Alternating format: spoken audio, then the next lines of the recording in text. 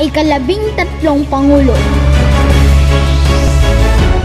Joseph Ejercito Estrada, 1998 to 2001. Si Pangulong Estrada ang kauna-unahang presidente ng bansa na nagmula sa industriya ng pelikula.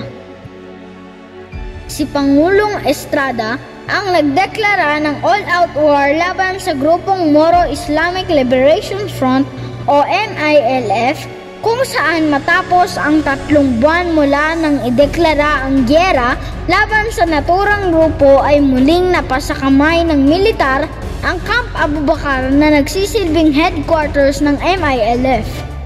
Kabilang din sa napasakamay ng mga sundalo ang 13 malalaking kampo, 43 maliliit pang kampo ng MILF na nooy kinikilala pa bilang isang teroristang grupo.